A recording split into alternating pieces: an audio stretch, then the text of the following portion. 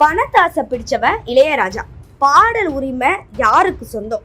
நார் நாரா கிழிச்ச Rajan. Super star Rajinikanth நடிக்கும் கூலி படத்தோட டைட்டில் டீசர் அண்மையில வெளியாச்சு. இதுல இடம்பெற்ற பாடல் அனுமதி இல்லாம பயன்படுத்தப்பட்டதா கூறி இளையராஜா சன் பிக்சர்ஸ் நிறுவனத்திற்கு நோட்டீஸ் அனுப்பி பரபரப்பை ஏற்படுத்தியிருக்காரு.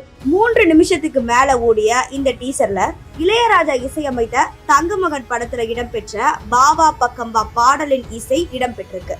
இதற்கான உரிய அனுமதி தன்னிடம் இருந்து பெறவில்லை அப்படின்னு சொல்லி இளையராஜா சன் பிக்சர்ஸ் நிறுவனத்திற்கு நோட்டீஸ் ஒன்று அனுப்பியிருக்காரு. மேலும் கூலி டீசர்ல இருந்து அந்த இசைய நீக்காவிட்டா சட்ட ரீதியா நடவடிக்கை எடுக்கப்படும் அவர் எச்சரிச்சிருக்காரு. சன் பிக்சர்ஸ் நிறுவனத்திற்கு ஒரு புதிய தலைவலியை ஏற்படுத்தியிருக்காரு. அதே போல விக்ரம் படத்திலும் ஃபைட் கிளப் படத்திலும் ஏன் ஜோடி மஞ்சக்குருவி பாடல அனுமதி இல்லாம பயன்படுத்தியதாகவும் குற்றம் சாட்டியிருக்காரு. இந்த சம்பவம் தற்போது தமிழ் திரையுலகத்துல பெரும் பரபரப்பை ஏற்படுத்தியிருக்கு.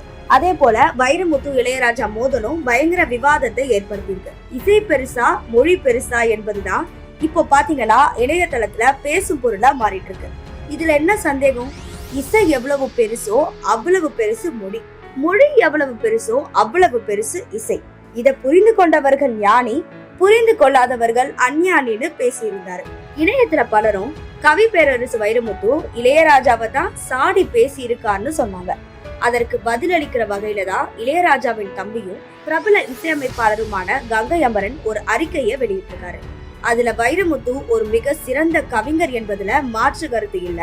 ஆனா அவர் ஒரு நல்ல மனிதரான்னு கேட்டா நிச்சயம் இல்ல. இளையராஜா தான் அவருக்கு வாழ்வளித்தார். தினமும் இளையராஜாவோட படத்தை வைரமுத்து தன்னோட வீட்டுல வச்சு வணங்க வேண்டும். இனியும் இது போன்ற விஷயங்களை அவர் பொது வெளியில பேசிக்கொண்டு இருந்தா நிச்சயம் அவருக்கு மிகப்பெரிய சிக்கல்கள் வரக்கூடும்னு எச்சரிச்சாரு.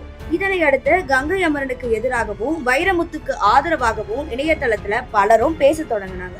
இந்த சூழல்ல தற்போது கவிஞர் வைரமுத்து அவர்கள் தனது எக்ஸ் பக்கத்துல ஒரு கவிதை ஒண்ணு வெளியிட்டிருக்காரு. அதுல அவர் கவிஞர்கள் தற்போது தங்கள் குரலை தனித்து கொள்ள வேண்டும் என்ற நிலை உள்ளதாக கூறியிருக்கிறார். இந்த கவிதை பாத்தீங்கன்னா கங்கை அமரனுக்கு அளிக்கிற பதிலா கூட இருக்கலான்னு இணையவாசிகள் அதை வைரலாக்கிட்டு வராங்க. இதனை தொடர்ந்து தற்போது தயாரிப்பாளர் ராஜன் இளையராஜாவை டார்கெட் செஞ்சு ஒரு விஷயத்த சொன்னது பெரும் பரபரப்பை ஏற்படுத்தியிருக்கு. ராஜன் தொடர்ந்து அண்மையில் நிலவும் பாடல்கள் உரிமை பற்றி பேசும் பொழுது ஒரு படத்தினுடைய பாடல் மொத்தமே அந்த தயாரிப்பாளருக்கு தான் சொந்தம் அப்படின்னு சொல்லியிருக்காரு.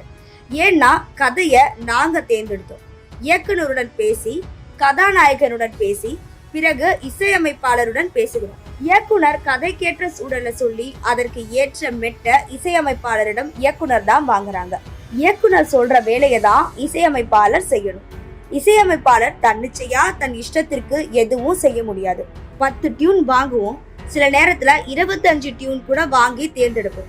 கொத்தனாரு வீடு கட்டுறாரு, நம்ம கொத்தனாருக்கு டெய்லி காசும் கொடுக்கணும் அந்த வீடு கட்டுறதுக்காக. கிரக பிரவேச வேலை எல்லாம் முடிஞ்சதுக்கு அப்புறம் அந்த கட்டடம் எனக்கு தான் சொந்தம், நான் தான் கட்டுனேன்னு சொன்னா எப்படி முட்டாள்தனமா இருக்குமோ அதே போலதான் எங்கள் இசையமைப்பாளருக்கு தான் சொந்தம்னு சொல்றது மிகப்பெரிய தவறு. நாங்க அதற்குரிய சம்பளத்தை கொடுத்து விட்டோம், அவரு எங்களுக்கு வேலை செஞ்சாரு, அது யாரா இருந்தாலும் சரி. இன்றைக்கு இந்த வழக்குல இருக்கிறது எங்களுக்கு சாதகமா வருவதற்கு வாய்ப்பு இருக்கு. தயாரிப்பாளருக்கு தான் பாட்டும் இசையும் சொந்தம். அவர் ஒரு பெரிய இசைஞானி, அதுல எந்த சந்தேகமும் இல்லை. ஆனா பேராசை காரணமா அளவுக்கு மீறி பணத்தாசைப்படுறாரு. அவர் செய்வது அத்தனையும் சரியில்லை. பாடல பாடுபவர்கள், வாத்தியங்கள் வாசிப்பவர்கள், வரிகள் எழுதுபவர்கள் அவர்களுக்கு சொந்தம் இல்லையா? அவ அனைத்தும் தவறானது. ஒரு தயாரிப்பாளருக்கு தான் பாடல்கள் அத்தனையும் சொந்தம்னு அவர் பேசியிருக்காரு.